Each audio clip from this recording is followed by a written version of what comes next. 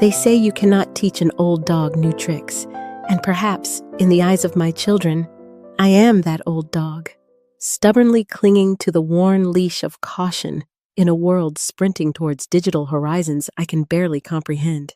When I watch them now, my Jake, my Emily, my Sam, navigating the dazzling, treacherous landscape of modern finance, pouring their hard-earned money into volatile stocks that leap and plummet like startled birds, or into those cryptocurrencies, those invisible coins mined from complex equations I struggle to grasp, a familiar worry tightens in my chest. It is a cold, heavy feeling, an echo from decades lived through booms and busts, a quiet understanding of gravity in a world currently defying it. I try, sometimes, to voice this unease, wrapping my warnings in gentle suggestions about diversification, about the slow, steady power of compound interest, the kind of dull, dependable strategies that saw Robert, my late husband, and me through 70 years of life's unpredictable currents. But my words often hang in the air, met with affectionate pats on the back and patient, slightly condescending smiles. "Oh, Mom," Jake, my eldest, always the quicksilver charmer, will say, "You just do not understand modern economics. It is a different ballgame now." Emily, my bright, tech-savvy daughter, pulls up vibrant, near-vertical graphs on her sleek phone, explaining algorithms and market disruptions with a vocabulary that feels alien on my tongue, her tone suggesting she is explaining calculus to a kindergartner. Even Sam, my youngest, the quiet observer, tends to parrot his siblings. "Things are faster now, Mom. You gotta be in it to win it. Everyone's doing it."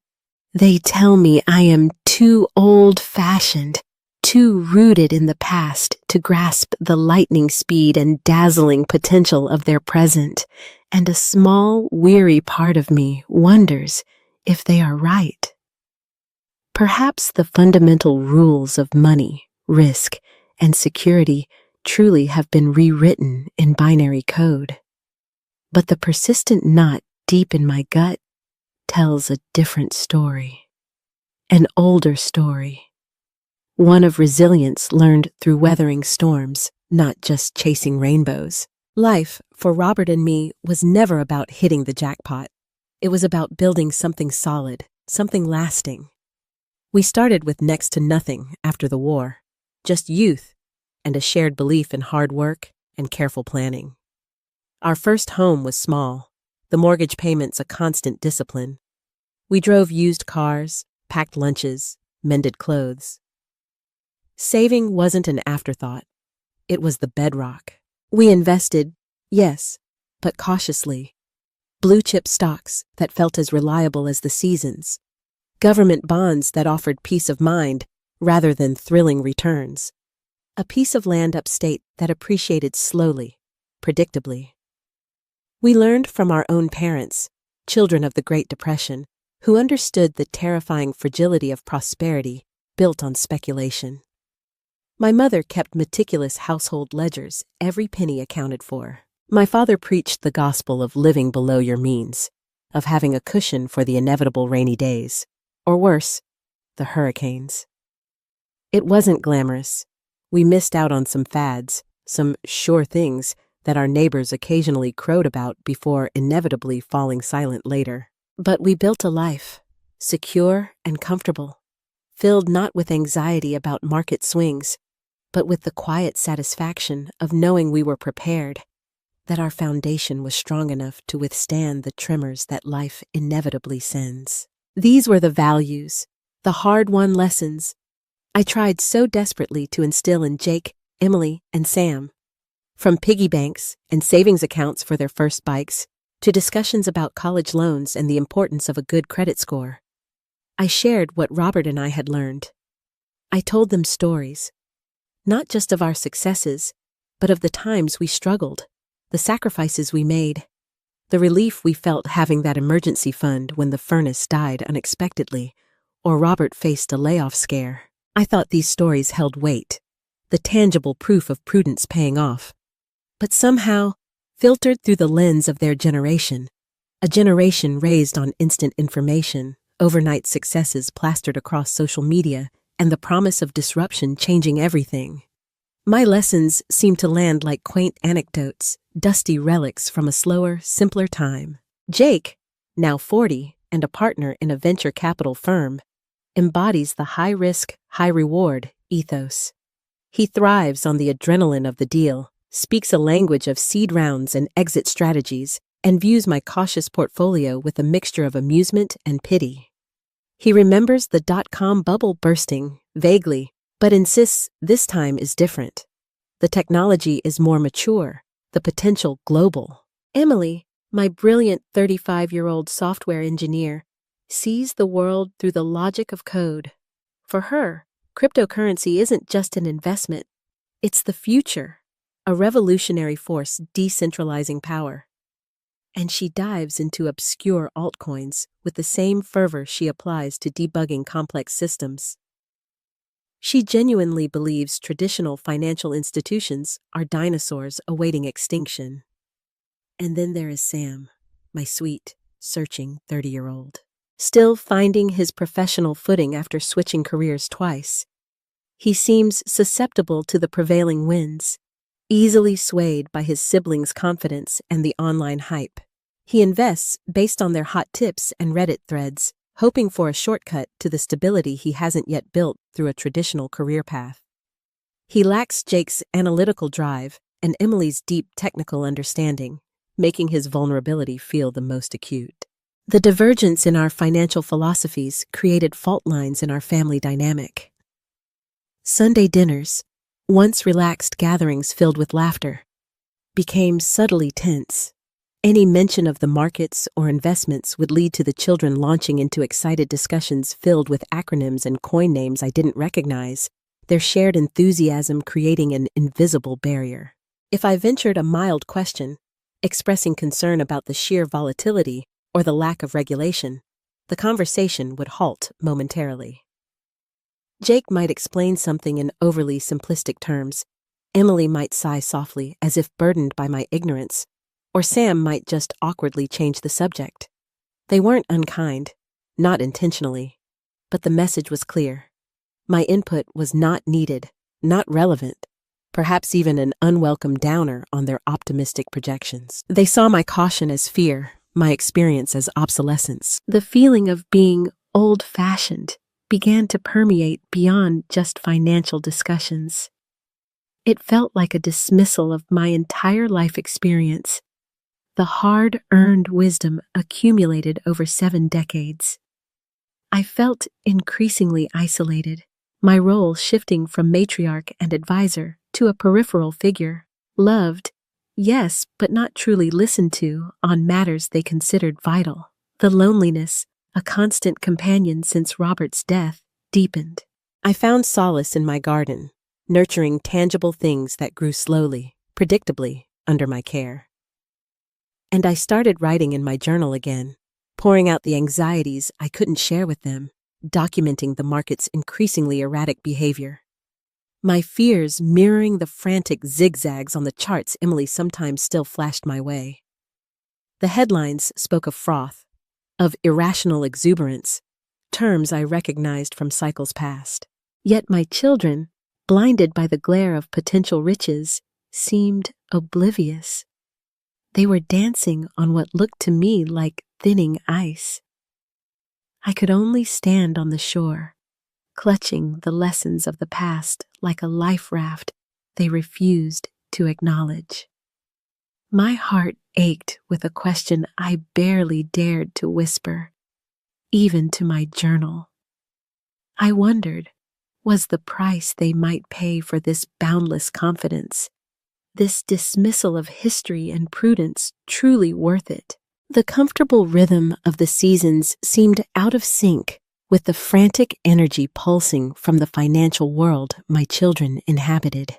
Spring arrived, painting the neighborhood in soft pastels, but the news feeds they scrolled through blared increasingly discordant notes. Inflation, once a background hum, grew into a persistent buzz that even the official reports couldn't downplay anymore. Whispers about the Federal Reserve finally tightening its grip, raising interest rates after years of easy money, became louder, more insistent. These were familiar harbingers to me, like the way the sky darkens and the wind shifts before a summer thunderstorm. Robert and I had learned to read these signs, to take precautions, reef the sails, so to speak. But my children seemed determined to keep racing forward, sails fully unfurled, towards an increasingly turbulent horizon. I saw the change reflected, subtly at first, in the very tools they used to justify their optimism. Jake's stock portfolio app, which he still occasionally proudly showed me, displayed less of a smooth upward climb and more jagged peaks and valleys. "Just market corrections, Mom," he'd assure me breezily, though I noticed a slight tightness around his eyes that hadn't been there before. "Buying opportunities, really. You make money on the volatility." He spoke the language of the perpetually bullish, but the bravado felt a little thinner, a little forced. He mentioned one of his tech startups hitting a snag with funding, dismissing it as a minor hiccup, but it lingered in my mind. These weren't the established giants I favored. These were saplings reaching for the sun, vulnerable to the slightest frost. Emily's boundless enthusiasm for crypto also seemed tempered, though she fought hard not to show it. During one of our video calls, I asked innocently about the latest digital coin she'd been excited about a few months prior. Her usual effusive explanation was replaced by a more technical, defensive posture. "It is consolidating, Mom, finding its floor. It is complex, involves staking rewards and network upgrades.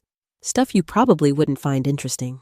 The implicit "you wouldn't understand" was back, sharper this time.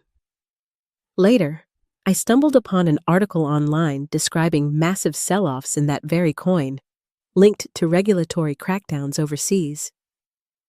When I gently mentioned seeing something about it, she became almost prickly. "Mom, please don't believe all the fear-mongering headlines.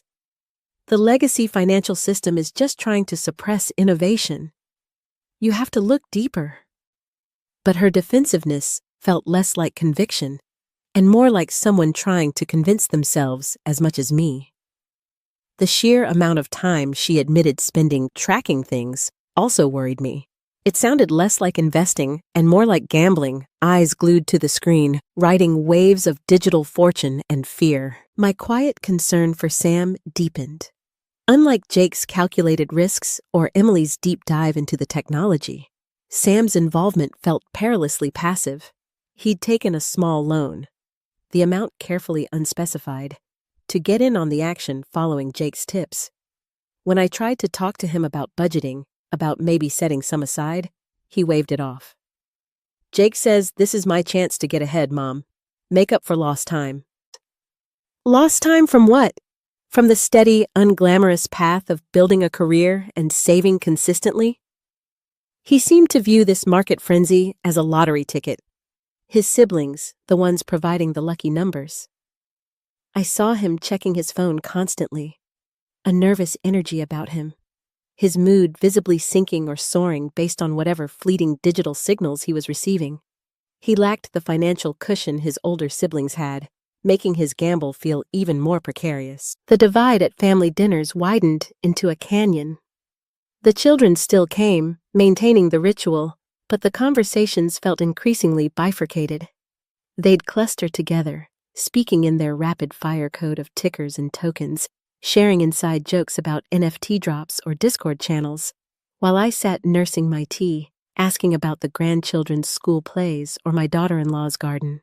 Sometimes, one of them would make an effort, turning to me to explain some concept in simplified terms, but the effort itself highlighted the distance.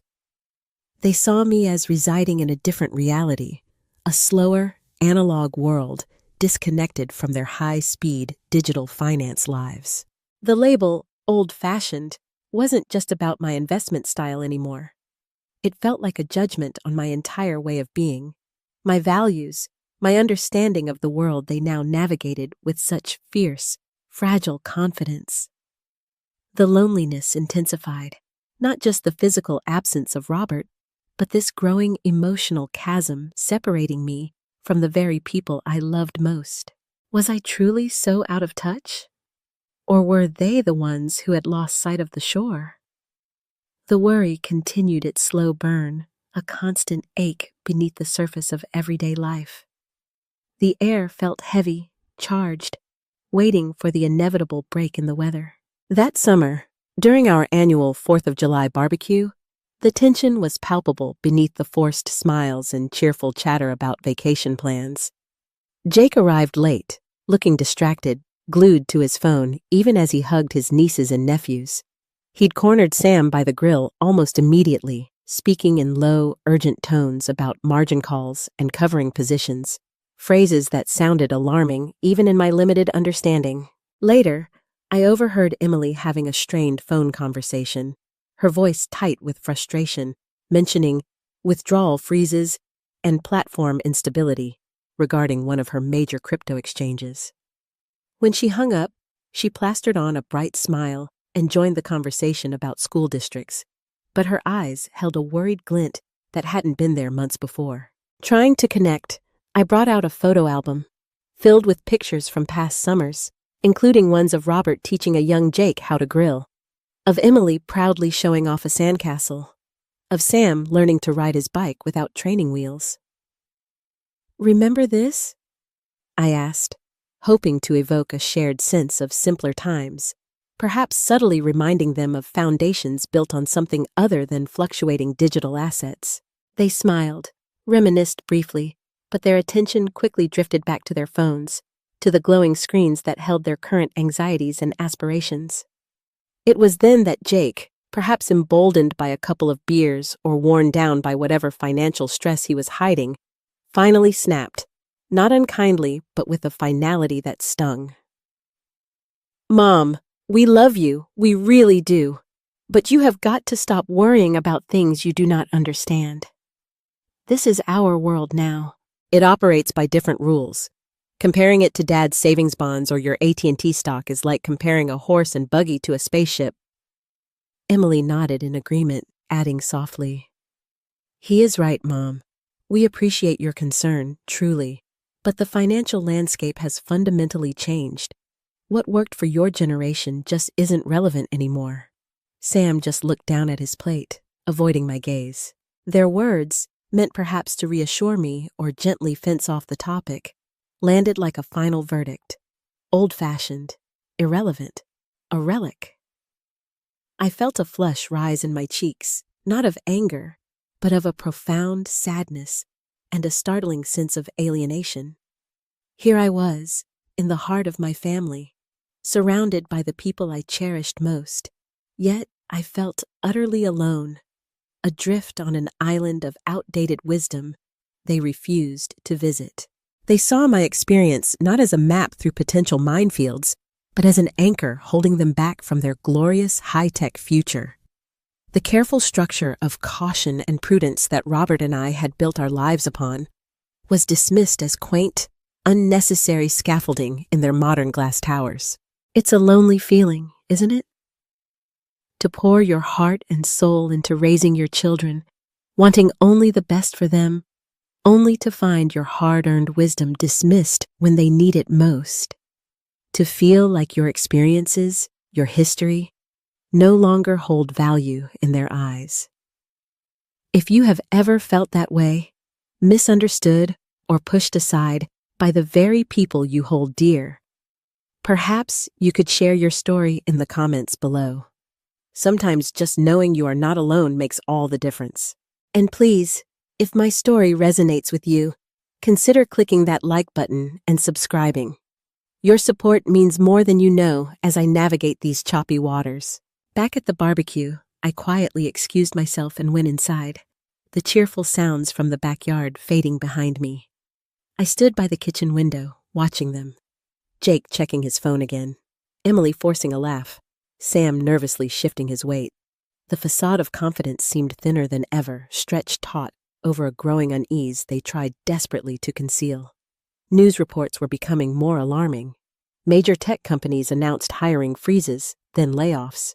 The crypto exchange Emily used suspended withdrawals entirely, citing extreme market conditions. Even the mainstream news anchors were using words like contagion and systemic risk. It felt like watching a slow-motion train wreck, the warning lights flashing, the screech of brakes imminent, yet the train kept hurtling forward. My helplessness solidified into a heavy certainty. The storm I had sensed brewing was no longer a distant threat. The first drops were beginning to fall. I could not shake the image from my mind. My children, so bright, so confident, so dismissive of the past, standing unknowingly at the edge of a financial precipice. I could not stop thinking about what might happen if the ground beneath their feet simply gave way. Would their modern strategies, their belief in endless digital growth, be enough to cushion the fall? Or would they find themselves crashing back to a reality where the old-fashioned rules of gravity and financial prudence still very much applied? It happened not with a single dramatic crash, but like a dam breaking under pressure. First a trickle, then a fissure, then a full-blown, roaring cascade. The news, once a source of anxiety, became a constant, grim companion on my television screen. Stock market tickers bled red day after day. Tech darlings, companies that were supposed to reshape the world, saw their valuations evaporate seemingly overnight. Layoffs went from concerning headlines to stark realities impacting people we knew, neighbors, friends of my children. And the crypto world, it imploded. Exchanges froze, digital coins plummeted towards zero, stories emerged of fortunes built on sand vanishing in hours. The future of finance looked suddenly terrifyingly fragile, like a poorly constructed digital illusion shattering under the weight of reality. I watched it unfold from the quiet of my living room, the television murmuring reports of financial carnage while outside, the late summer roses bloomed, oblivious. There was no vindication in it, none of the "I told you so" satisfaction that perhaps a lesser version of myself might have felt. Instead, there was just a deep, aching sorrow. A sorrow for the dreams turning to dust, for the painful lessons being learned in the harshest possible way, and most acutely, a sorrow for my children. I pictured Jake, his carefully cultivated confidence crumbling, watching years of aggressive maneuvering wiped out. I imagined Emily, her faith in technological salvation shaken, staring at worthless digital tokens on her screen. And I worried intensely about Sam, who had the least to lose numerically, perhaps, but whose emotional foundation seemed the most precarious, having tied his hopes so completely to his siblings' now failing strategies. The first call came from Emily. Her voice was thin, strained, stripped bare of its usual crisp confidence. "Mom, are you busy?" It was the tentative tone, the hesitance, that struck me first. She stumbled through an explanation. The frozen exchange, the coin values collapsing, the tech company she worked for announcing massive layoffs, including her entire division. The carefully constructed world she had built, both financially and professionally, was disintegrating around her. There were no lectures about blockchain's potential, no dismissal of my concerns. Just raw, unfiltered panic and the dawning horror of realization. I don't know what to do, Mom. I put so much into it, almost everything. Tears choked her words. My heart clenched. This wasn't the time for lessons or reminders of past warnings. This was my daughter, hurting and scared. The second call, just hours later, was from Sam. He sounded younger than his 30 years, his voice trembling. "Mom, Jake told me to sell everything last week, but the app crashed. I couldn't get the order through, and now it's almost gone, Mom. The loan, everything." He didn't even try to make excuses or deflect. The weight of his mistake, His blind trust was crushing him. He confessed he'd borrowed more than he initially admitted, caught up in the frenzy, believing this was his one shot. The shame radiating through the phone was almost palpable. Jake was the last to call, late that night. His voice was unnervingly calm, flat. It scared me more than Emily's tears or Sam's panic. He spoke in clipped sentences, describing the cascading losses in his venture capital funds, the evaporation of his personal portfolio, the impossible margin calls he couldn't meet. He didn't ask for help directly. Not Jake, never Jake, but the underlying despair was unmistakable. "It's a bloodbath out there, Mom," he said, his voice hollow. "Worse than '08. Worse than anything I've ever seen. I might lose the house." The admission hung in the air, heavy and shocking. The house he and his wife had worked so hard for, the home where my grandchildren were growing up. Listening to their voices, stripped of bravado, filled with fear and shame, something shifted within me. The hurt I'd felt over their dismissals, the loneliness of being the old-fashioned mother, it all dissolved, replaced by an overwhelming surge of pure, fierce, maternal instinct. These were my children, my babies, regardless of their age or their recent arrogance. They had stumbled, fallen hard, perhaps bruised their egos as much as their bank accounts. They had dismissed my wisdom, yes, but they were hurting, lost, and looking, finally, towards home. In that moment, there was no question of blame, no room for resentment. There was only the undeniable pull to gather them close, to offer shelter from the storm they hadn't believed was coming. My decision was instant, resolute. I would be their safe harbor, the steady ground they needed beneath their feet. Hanging up after talking to Jake, the silence in my house felt different. It wasn't the lonely silence of the past few years. It was the charged silence before action, the quiet hum of purpose. The vague anxieties that had plagued me for months solidified into a clear, undeniable task. My children needed me, not the worried, hesitant mother they had dismissed, but the steady, resilient woman who had weathered storms before, the one who knew how to rebuild after things fell apart. The lessons Robert and I had lived by, the principles of prudence and careful planning they had scorned, were no longer just abstract theories to be debated. They were the tools needed for survival, for recovery. And I was the one who held those tools. I went to my old roll-top desk, the one that had been Robert's, and pulled out the household ledgers I still kept, more out of habit than necessity these days. Seeing the neat columns, the balanced budgets, the slow, steady accumulation recorded over years, felt grounding. This was real, tangible, not reliant on algorithms or market sentiment or the whims of unseen global forces. This was the security I had tried and failed to explain to them. Now, perhaps, they would be ready to listen. Not to lectures, but to practicalities. I walked through the house, seeing it not just as my home, but as a potential refuge.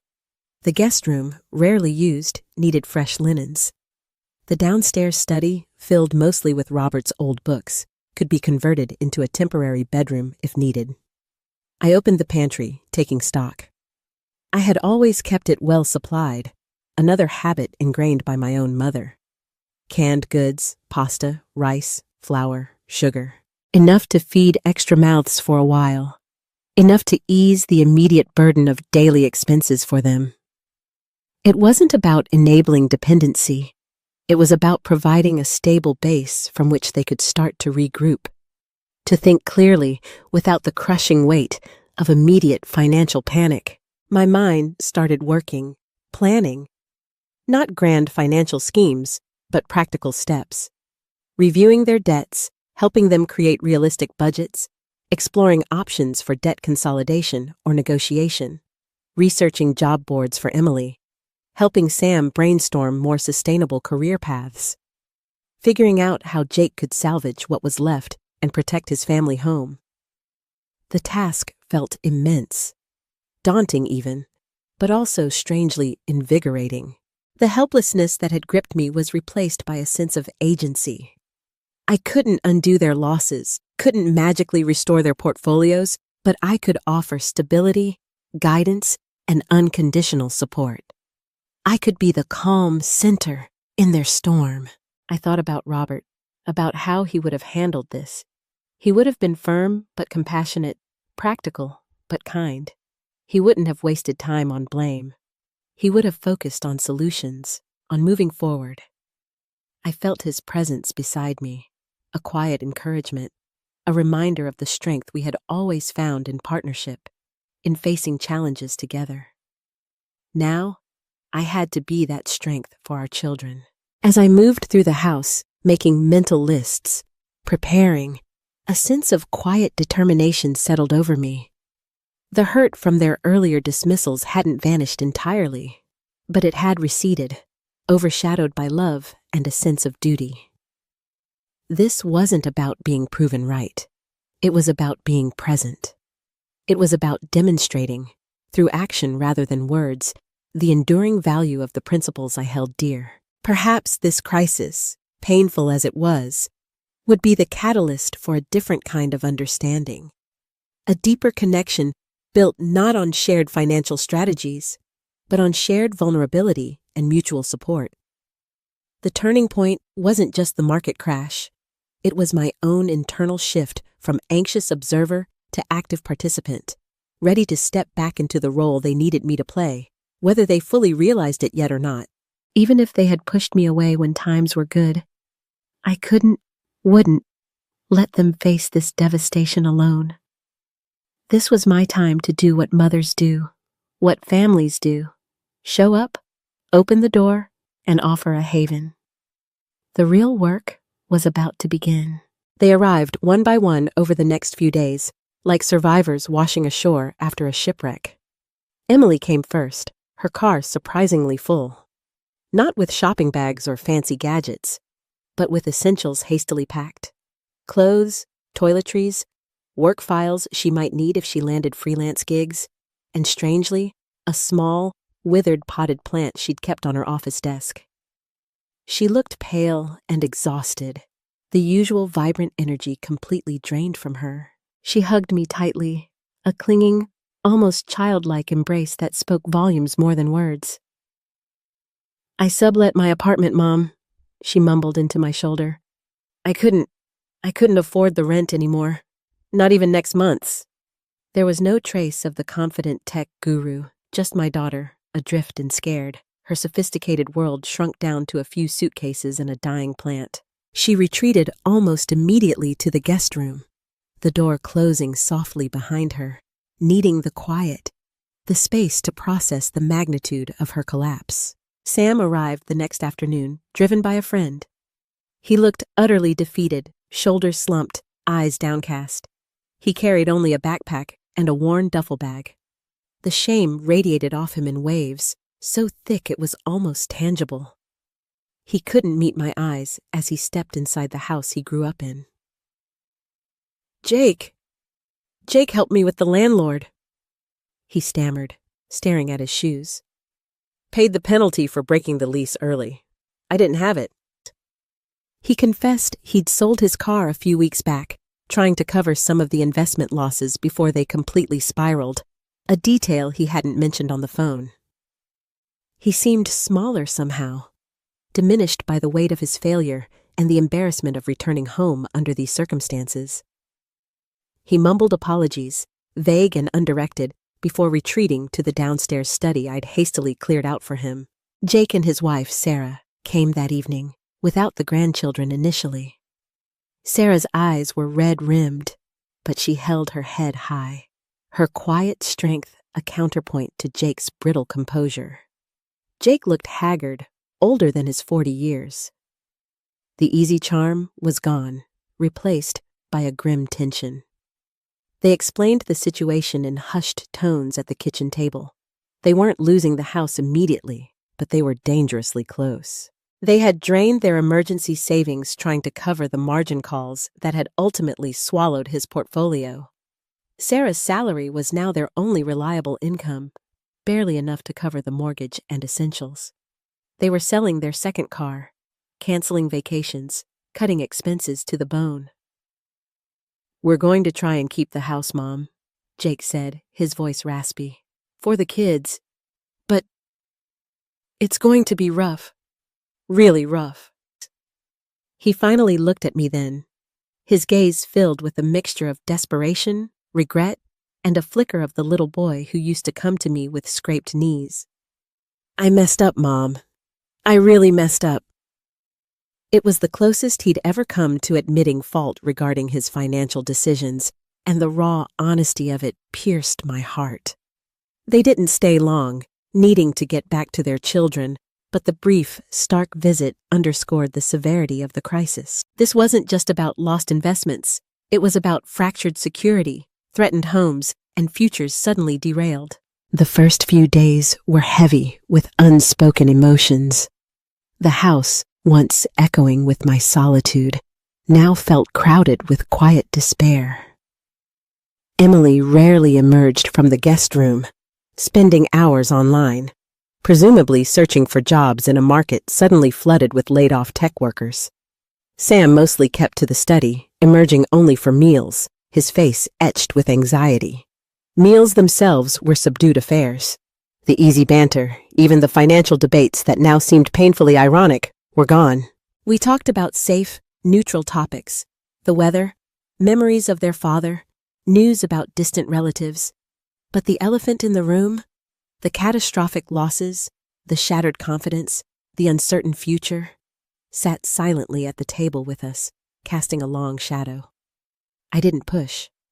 I just made sure there were comforting meals, clean linens, a quiet presence. I listened when they offered fragments of their stories, offering quiet empathy rather than judgment. I could see the shame warring with the need for comfort, the regret battling the instinct to retreat and hide. It was a fragile ecosystem of raw nerves and bruised egos. The lowest point came about a week after they had all moved back in, or were deep in the crisis like Jake. I found Emily sitting on the closed lid of the toilet in the guest bathroom, just crying silently, shoulders shaking. The laptop on the vanity showed another rejection email from a job application. "It's hopeless, Mom," she whispered, wiping her eyes furiously as if ashamed of the tears. "There are hundreds of applicants for every opening. My skills, they feel worthless now. That whole industry, it was a mirage." Seeing her, my brilliant, capable daughter, so utterly defeated, was heartbreaking. All the technology she believed in, all the disruption she championed, had disrupted her own life right back. Sam, meanwhile, barely spoke. He spent hours walking aimlessly around the neighborhood or sitting in the backyard, staring blankly at the bird feeder. The shame seemed to have paralyzed him. He wouldn't talk about job hunting or making plans. Any attempt to discuss the future was met with mumbled deflections. He felt like a failure, not just financially, but fundamentally. His reliance on his siblings' flawed advice had left him feeling foolish and adrift, without even a career anchor to hold on to. Jake called frequently, his voice tight with stress. He and Sarah were meticulously going through bills, arguing with creditors, trying to renegotiate terms. The strain was evident. He confessed one night, his voice low and strained. "I don't know how we'll make the next mortgage payment, Mom. Sarah's looking for extra shifts, but I feel like I've dragged my whole family down." The weight of responsibility, combined with the blow to his pride and professional identity, was immense. This wasn't just a market downturn for him. It felt like a personal failing, a betrayal of the provider role he defined himself by.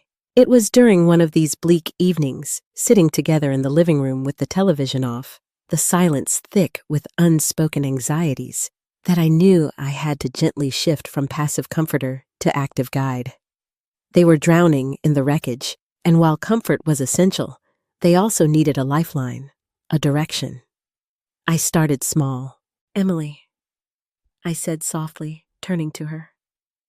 I know it feels overwhelming right now, but maybe we could just make a list? A list of your skills, the tangible ones, separate from the crypto hype. You're a brilliant programmer, dear. That hasn't changed. She looked skeptical, but didn't immediately shut me down. With Sam, I took a different approach, bringing him a cup of tea in the study. Sam, honey, remember how good you were at woodworking with your dad? You always had such patient hands. Maybe exploring something practical, something tangible, could be a possibility? Just to think about. He just shrugged, but later that evening, I saw him looking through one of Robert's old carpentry magazines. Small seeds planted gently.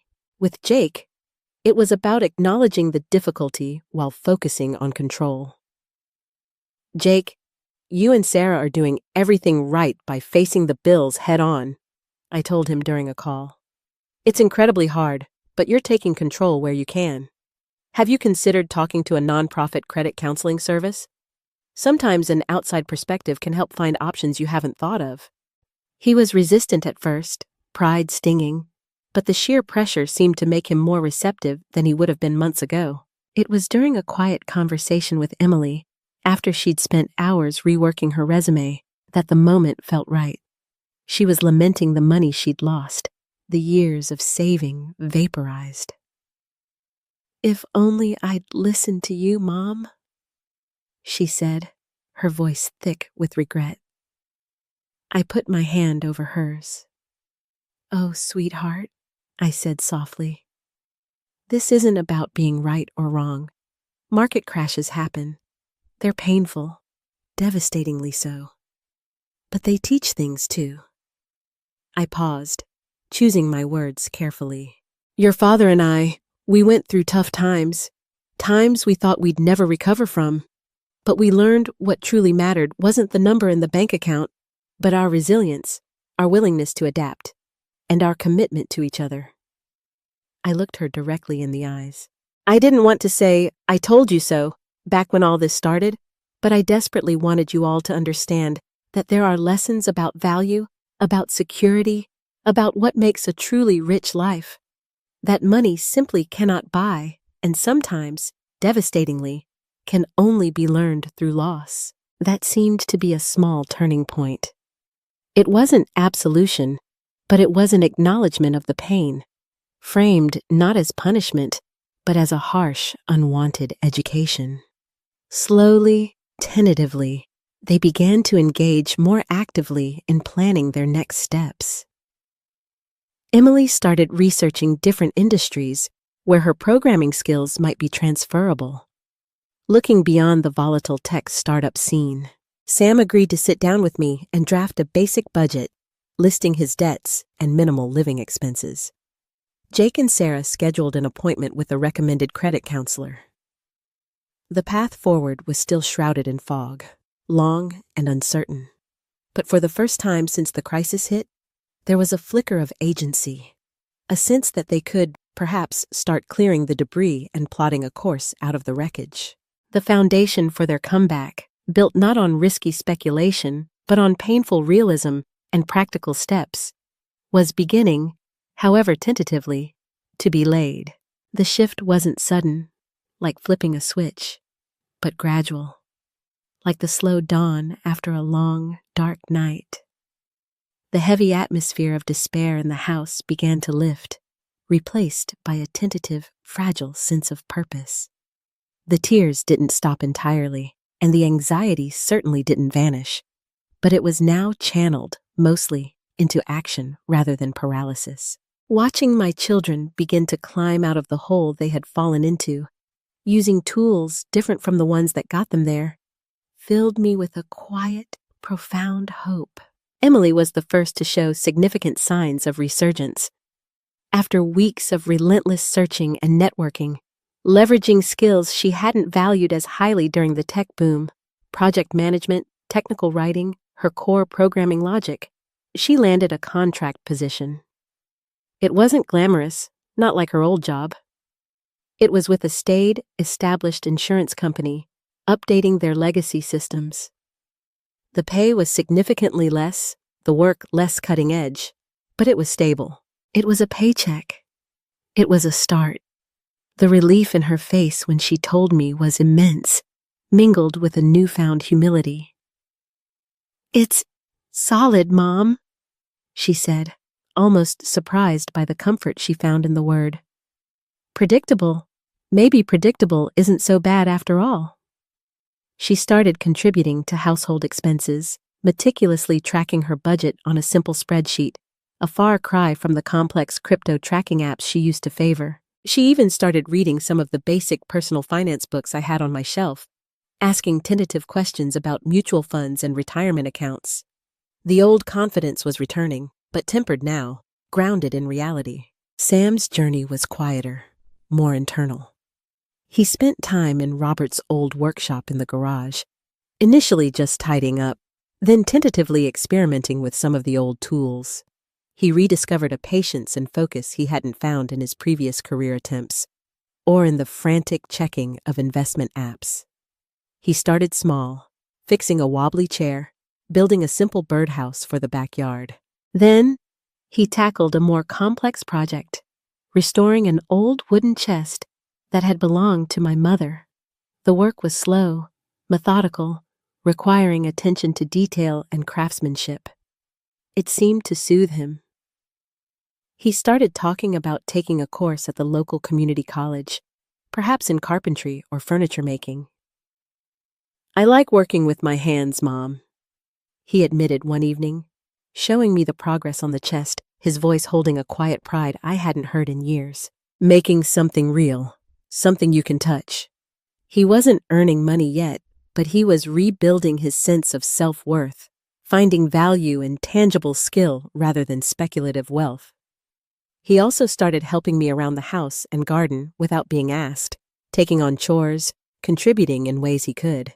Jake and Sarah faced the longest, hardest road. The credit counseling helped them establish a strict repayment plan, but it meant years of austerity.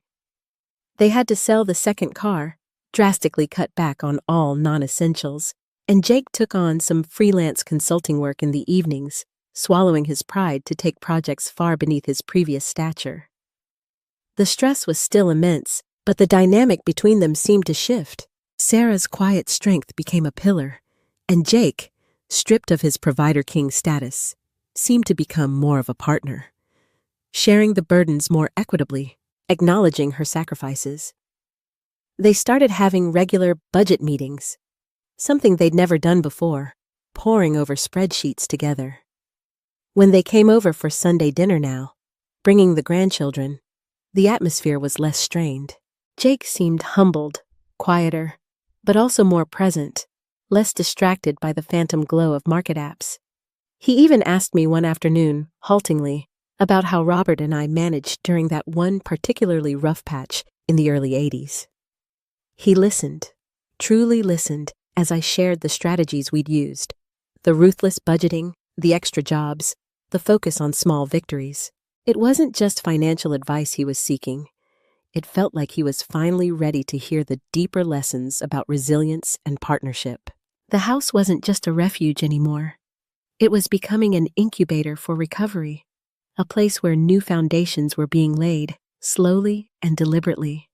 The old-fashioned principles I held dear, living within your means, saving diligently, valuing security, finding worth in skill and hard work, were no longer dusty relics. They were the planks and beams my children were using, piece by painful piece, to rebuild their lives. One Saturday afternoon, a few months later, found us all gathered around my sturdy oak dining table. It wasn't a tense budget meeting or a crisis discussion. Instead, spread out before us were seed catalogs, graph paper, and Sam's rough sketch of a raised garden bed design. We were planning a large vegetable garden for the backyard, a project born from a collective desire for tangible results and, frankly, a need to save on grocery bills.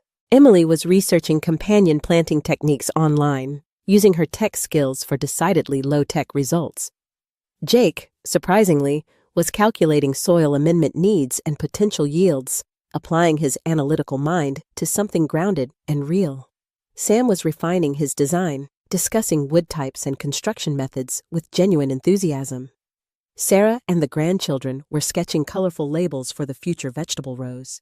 In that moment, working together, dirt under our fingernails already imagined, planning for a harvest months away, I saw the culmination of their painful journey and the quiet triumph of their resilience. This was their final confrontation.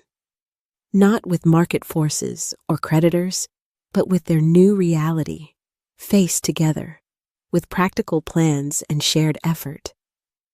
We were building something tangible, something that would nourish us, literally and figuratively. The quick, illusory riches they had chased were replaced by the slow, satisfying work of cultivation. Life settled into a new rhythm. Emily continued at the insurance company, finding unexpected satisfaction in the stability and even mentoring younger programmers. She opened a modest, diversified retirement account and set up automatic monthly contributions. Sam finished restoring my mother's chest. It now sits proudly in my hallway, and enrolled in the carpentry program, already taking small repair jobs for neighbors. Jake and Sarah were still on a tight budget, likely for years to come. But the constant panic had subsided, replaced by a determined focus on their long-term recovery plan. They celebrated small victories, paying off a high-interest credit card, reaching a small savings goal. Their marriage seemed stronger, forged in the fire of adversity. The dynamic between us, my children and I, had fundamentally shifted. The condescending patience was gone, replaced by a quiet respect. They still lived in a world I didn't fully grasp sometimes, but they no longer dismissed my world, my experiences, as irrelevant. We talked more openly, not just about finances, but about life, about values, about the lessons learned, theirs and mine. They acknowledged the wisdom in the old-fashioned ways they had once scorned, not with shame, but with the clear, sighted understanding that comes from lived experience. They understood now that diversification wasn't just about different stocks, but about diversifying life itself, skills, relationships, sources of security and joy. They saw that the slow, steady path, while less thrilling, offered a resilience that the fast lane often lacked. Looking back, the irony isn't lost on me. My children, who thought I was too old-fashioned to understand their lives, had to lose nearly everything to finally grasp the timeless value of the principles I'd tried to share. It wasn't the lesson I ever wanted them to learn in such a brutal way, but learn it they did. True wealth, I see now more clearly than ever, isn't measured in market highs or digital portfolios. It's measured in resilience, in the ability to weather the storms, in the strength of family bonds, in the security of knowing what truly matters, and in the wisdom to build a life on solid ground, however simple it may seem. Life is indeed cyclical, and while the tools and technologies change, the fundamental human needs for security, connection, and purpose remain constant. Patience, prudence, hard work, these aren't just old-fashioned virtues. They are timeless survival skills. I saw it in my parents' generation. I lived it in mine, and now, through painful fire, my children understand it too. Thank you so much for listening to my story today. It hasn't been easy for any of us, but sharing it feels like part of the healing process. If you, or someone you know, has navigated the difficult waters of financial loss, family misunderstandings, or the feeling of being dismissed only to find your wisdom valued later, please feel free to share your own experiences in the comments below. Your stories matter, and they remind us that we are not alone in these complex family dramas. Please give this video a like if it resonated with you, and consider subscribing to the channel for more stories about real life, resilience, and finding strength in unexpected places. Click the notification bell so you don't miss the next story. Thank you again for being here. Take care, and I'll see you in the next video.